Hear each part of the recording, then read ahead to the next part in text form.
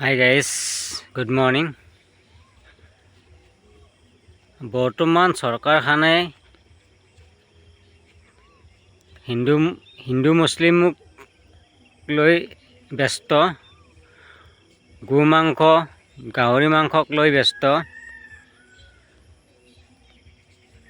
এই বিজেপি জিন্দাবাদ, কংগ্ৰেছ জিন্দাবাদ এইবিলাক কৈ থকাত কৰি আমি সকলোৱে মিলি একগোট হৈ আমাৰ অসমখন সোণৰ অসম কৰিব নোৱাৰোঁনে?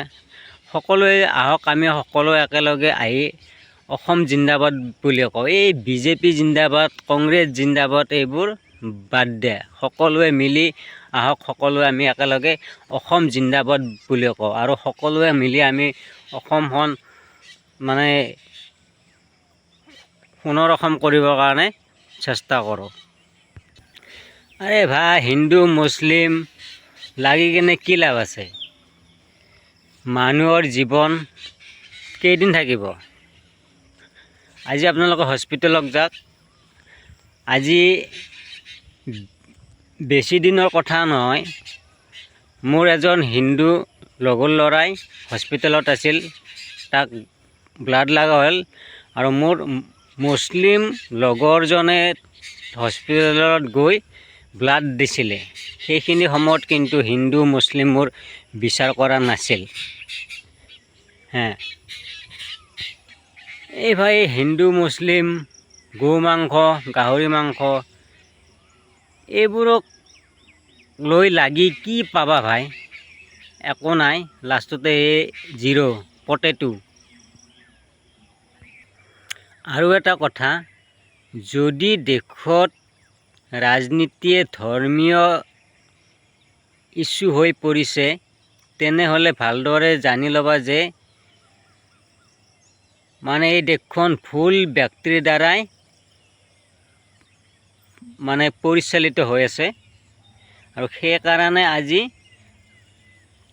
মেইন তাৰমানে ধৰ্মটোৱে ইছ্যু হৈ পৰিছে। আৰু মামা, আপোনাক কৈছোঁ, এইবোৰ বাদ দিয়ক। হিন্দু মুছলিম, গো মাংস গাহৰি মাংস এইবোৰ বাদ দিয়ক। 2026 আহি আছে, আপোনালোকে সেইটো এটা চিন্তা কৰক।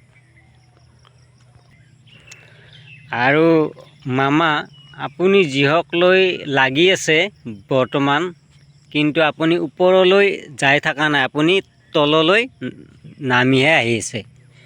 সেইকাৰণে এইবোৰ বাদ দিয়ক। আমি আমাৰ অসমখন কেনেকৈ ভাল কৰিব পাৰি সেইবোৰ চিন্তা কৰক। এই হিন্দু মুছলিম, গো মাংস গৰু মাংস গাহৰি মাংস এইবোৰক লৈ ৰাজনীতি কৰে নেকি? আৰু এইবাৰ প্ৰথম দেখিছোঁ এনেকুৱা এটা আমাৰ অসমত এই ৰাজনীতি। আৰু আমিনো আৰু ইয়াত পৰ কি ক'ম? ইয়াত পৰ যদি আমি বেছিকৈ কওঁ, আমাক এৰেষ্ট কৰি লৈ যাব, নহয় জানো? সেইকাৰণে এইখিনিতে কৈছোঁ আৰু মামা, আপুনি যি কৰি আছে সেইটো ভাল কৰি থকা নাই।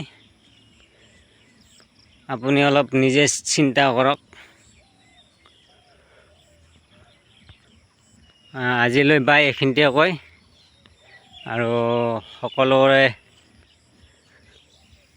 আজিৰ দিনটো শুভ হওক, সেয়া কামনা কৰিলোঁ।